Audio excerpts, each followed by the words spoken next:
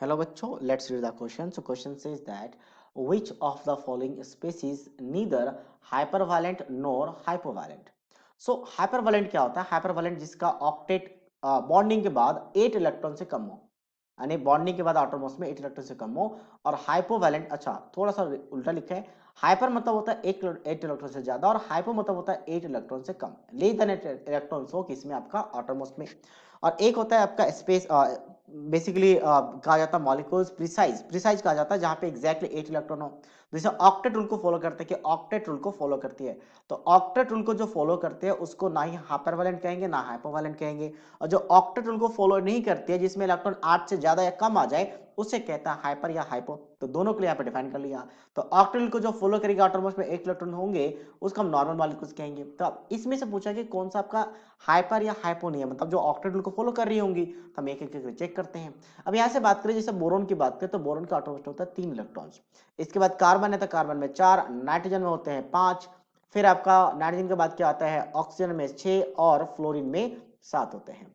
तो ऑक्सीजन के नीचे सल्फर है तो इसमें भी 6 रहेगा। और कार्बन हो चुका, ऑक्सीजन हो चुका है और कुछ बचा यहाँ पे फ्लोरीन, ऑक्सीजन, अच्छा सारा आ चुका है। क्लोरीन, क्लोरीन के आटोमोस में 7 होंगे। अब क्लोरीन के साथ 4 ऑक्सीजन है तो 4 के ऑक्सीजन के आटोमोस में 6 इलेक्ट्रॉन है। तो ऑक्सीजन 2 इलेक्ट्रॉन को शेयर करते हैं मैक्स टू मैक्स, ताकि ऑक्टेट को कंप्लीट कर सके। तो 4 ऑक्सीजन है। अच्छा एक नेगेटिव चार्ज है तो ऑक्सीजन ही नेगेटिव चार्ज को रखेगा, मतलब 1 इलेक्ट्रॉन गेन करा रहा है इस ऑक्सीजन ने, तो इसके आटोमोस में 7 इलेक्ट्रॉन हो गए, तो ये एक ही इलेक्ट्रॉन को शेयर करेगा।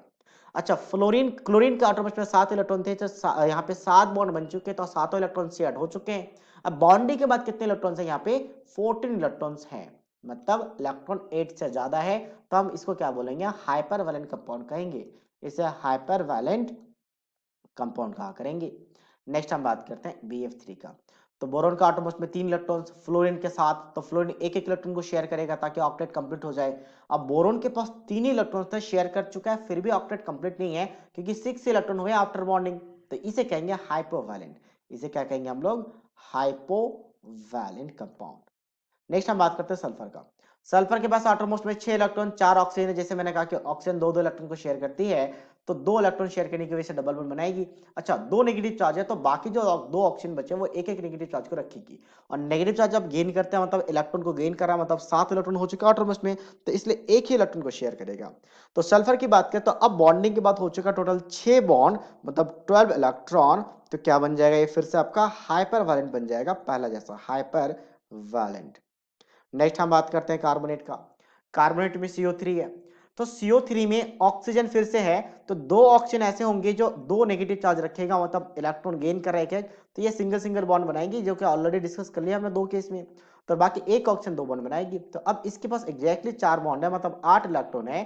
तो ना ये हाइपर वैलेंट होगा ना ही हाइपर वैलेंट होगा। So that means option D is the right answer of this question.